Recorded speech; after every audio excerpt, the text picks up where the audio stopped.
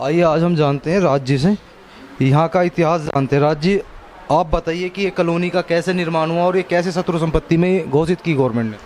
देखिए, मेरा नाम राज वर्मा है और मैं विश्वकर्मा बस्ती में रहता हूँ। और लगभग यहाँ पर जितने मकान बने हुए विश्वकर्मा बस्ती के अंदर, कोई बना हुआ है 50 साल पुराना है, कोई 60 साल पुराना, 50-60 साल पुराने मकान हैं, साल के मकान भी हैं, 80 साल के भी। चैनल के माध्यम से बताना चाहता हूँ कि 80 साल पुराने मकान भी हैं यहाँ पर। और ये गरीब जनता, इसमें 80% जनता लगभग ऐसी है जो मेहनत मजदूरी करके शाम को अपने घर आके अपने बच्चों में उस कमाई को अपने बच्चों पे लगाती है।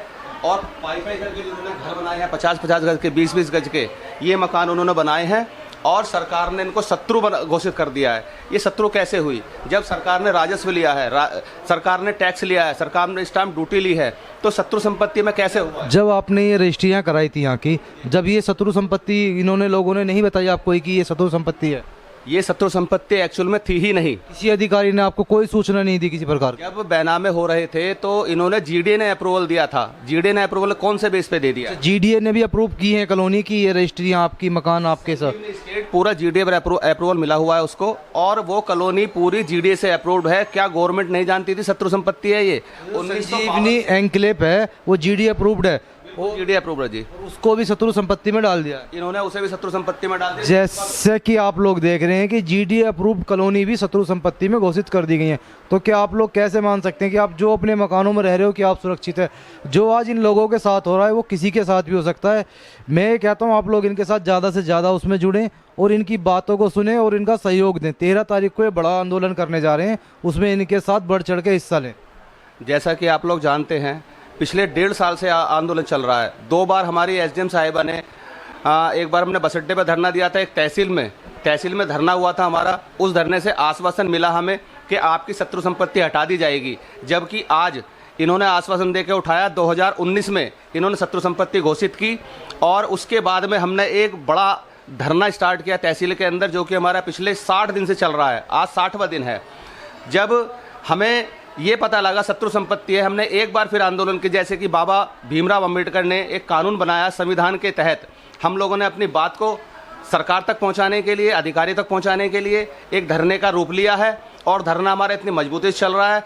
1952 से लेकर जब इन्होंने, सरकार ने जमींदारा एक्ट घोषित किया, जब इन्होंने 10-10 गुना लगान देकर ये जमीन किसानों को दी थी, तब सरकार ने शत्रु संपत्ति घोषित क्यों नहीं की थी?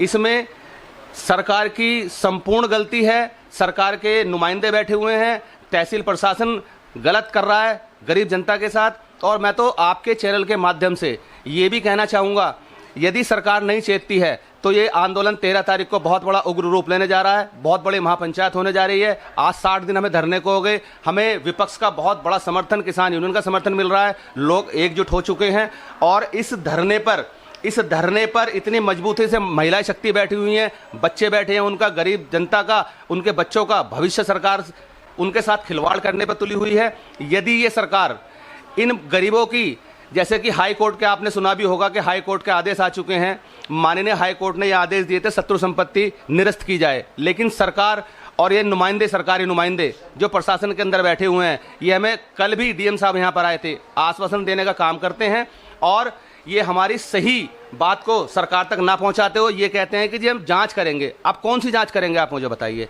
मैं आपके चैनल के माध्यम से फिर एक बार कहना चाहूँगा, ये कौन सी जांच कर रहे हैं? अब जांच करने का जिम्मा इन्होंने आज ही उठाया है, लेकिन जांच अगर करते तो 1952 से करते, 1952 से करते, 1968 से करते, और अब तक इनकी जांच समाप्त नहीं हुई। इन्होंने 10 बार मकान बेचे। ये मेरा मकान, जिस मकान के अंदर मैं बैठा हूँ, मेरा छोटा सा मकान, मैंने पाई करके जोड़ी और अपना मकान बनाने का काम किया। इन बच्चों के सर पे छत डालने का काम किया, जो सरकार एक झटके में हमसे राजस्व वसूलना चाह रही है, जबकि हमने स्टाम्प ड्यूटी दी है, हम हाउस टैक्स देते हैं, पानी का बिल देते हैं, बिजली का हम जो कर होता है वो भी देते हैं। और मैं ये कहना चाहता हूँ, 13 तारीख में महापंचायत रखी गई है। बहुत लोग लक्ष्य न कुछ न उस दिन निर्धारण आप सोच रहे होगा। हमें पूरा यकीन है कि 13 तारीख को करो या मरो की स्थिति भी हो सकती है। सरकार से मैं कहना चाहता हूं, 13 तारीख से पहले यदि सरकार चेत जाए तो बहुत अच्छा होगा, वरना गरीब जनता आज जाग चुकी है और अपनी संपत्ति नहीं देगी, क्योंकि उन्होंने पाई करके जोड़ी है, मेहनत मजदूरी करके जोड़ी है, लोन लेके मकान बनाए हैं, लोगों ने अपने मकान को बनाने के ब्याज पे पैसा लिया है। किसी ने ऐसे प्लॉट हैं जिनकी लड़कियों की शादी होनी है कि जी प्लॉट बेचेंगे, शादियां करेंगे। आज ना तो प्लॉट बिक पा रहे हैं, किसी के बच्चे कुछ गलत हरकत हो जाती है, जमानत का रूप लेना पड़ता है मकान की प्रॉपर्टी के ऊपर। आज वो जमानत करने पे भी, अच्छा, अब जमानत भी नहीं, आपकी प्रॉपर्टी लग सकती है। हमारी प्रॉपर्टी जमानत पे भी जैसे कि आप लोग देख रहे हैं कि हर तरीके से इनके हाथ काट दिए गए, ना तो इनको लोन मिल सकता, ना ही किसी की जमानत दे सकते। और ऐसे बहुत से लोग हैं जिन्होंने अपने लड़की की शादियों के लिए ज़मीन खरीदी थी और वो आज जू की तू रुकी हुई हैं, वो बेच नहीं रहे। मैं एक बात आपको बता देना चाहता हूँ, बहुत ही सीरियस मैटर बता देना चाहता हूँ। हमारे एक रिश्तेदार हैं सुमित वर्मा जी, जो कि रहते हैं आदर्श नगर में। उनके बेटे की तबीयत अचानक से कोरोना के टाइम में बिगड़ी, उन्होंने मकान बेचना चाहा। उसके बाद में वो ठीक हुआ, जब शत्रु संपत्ति इन्होंने घोषित कर दी अपने बेटे के इलाज के लिए, उन्होंने मकान बेचना चाहा तो सरकार ने साफ मना कर दिया शत्रु संपत्ति में है। पैसे के अभाव में वो अपना बच्चा नहीं बचा पाए। आज इस कगार पर है लोग कि ये सोच के परेशान हैं। अभी पीछे 2 हत्याएं हुई हैं, फांसी लगा चुके हैं लोग कि हमारी संपत्ति बचे कैसे। लेकिन मैं ये देखना चाहता हूं कि सरकार गरीब जनता को क्यों मारना चाहती है। शत्रु संपत्ति कैसे घोषित कर दी उसने, जबकि 1952 से आज तक का जो रिकॉर्ड देखा जाएगा, उठा के देख लो, सारे पेपर हमारे पास हैं। एक एक पेपर 10-10 गुना लगान के एक मकान के 10-10 बार बैनामे हुए हैं, 10-10 बार इसकी रसीद गई हैं, स्टाम्प ड्यूटी गई है, लगभग लाखों का राजस्व इन्होंने ले चुके हैं गरीब जनता से। और गरीब जनता आज तक उस कर्जे से उभरी भी नहीं है। और इन्होंने एक नया बखेड़ा जनता के ऊपर ऐसा मढ़ दिया है कि जनता ये सोचने मजबूर है कि हम जाएं तो जाएं कहां, करें तो करें क्या। एक हमारे जनप्रतिनिधि जो आज बीजेपी के हैं, गुहार लगा रही है जनता उनसे, वो सुनने को तत्पर नहीं है, तैयार नहीं है बिल्कुल सुनने के लिए। और वो ये कहते हैं कि जांच चल रही है। आज तक हमारी जो यहाँ की विधायिका साहब हैं, जो बीजेपी के नुमाइंदे हैं, जो हमारे चेयरमैन साहब हैं, जो हमारे सांसद जी हैं, पब्लिक के बीच में एक बार आकर बैठने को तैयार नहीं है। पता नहीं किस बात से मुंह छुपा रहे हैं। उन्होंने कौन सा ऐसे कृत्य कर दिया है जो जनता के बीच आने से डर रहे हैं, शर्म आ रही है उनको। मैं फिर भी ये कहना चाहता हूं, यदि 13 तारीख से पहले सरकार नहीं चेतती है तो ये आंदोलन बहुत बड़ा रूप ले सकता है। और इस आंदोलन की चिंगारी अगर गूंजी तो ये लगाना इस सरकार पे बहुत बड़ा एक इतिहास रचने का काम किया जाएगा। ये 13 तारीख से पहले मैं आपके चैनल के माध्यम से कहना चाहूँगा, सरकार को चेतना बहुत जरूरी है। मैं निवेदन करूँगा, सरकार से निवेदन करना चाहता हूँ कि 13 तारीख से पहले शत्रु संपत्ति फर्ज से हटा दी जाए, जो कि गलत तरीके से चली हुई है। और निवेदन ये करता हूँ कि हमारी भूमि हमें, जैसे माननीय कोर्ट के आदेश हैं, उस आदेश को चढ़ा दीजिए, आप उस आदेश को चढ़ा दीजिए और हमारी शत्रु संपत्ति से हटाइए। क्रय विक्रय खोलिए ताकि हम अपने काम करें। आपको जांच करनी है, उसके बाद आप जांच करते रहें। आपके चैनल के धन्यवाद करता हूं, आप हमारे बीच आए और हमारी राय जानी। आपका बहुत बहुत धन्यवाद जी। भैया आपका क्या नाम? विपिन वर्मा। विपिन वर्मा, आप बताइए, आप अपनी ज़मीन के प्रॉपर्टी के पेपर लेके बैठे हो। देखिए, आप लोग देख रहे हैं कि ये अपने स्टाम्प लेके बैठे हुए भैया बता रहे हैं कि ये कोई LMC की ज़मीन नहीं है, हमने खरीदी है, हमारा इन पे मालिकाना हक है, गवर्नमेंट को हमने स्टाम्प ड्यूटी दी है। भैया आप बताइए, आप कुछ प्रकाश डालिए इस पे। 1999 में रजिस्ट्री कराई थी हमने। 1999 की है, अब तक कुछ नहीं। उससे पहले भी मतलब कई लोगों की रजिस्ट्री हो चुकी है, पूरी चेन है ना।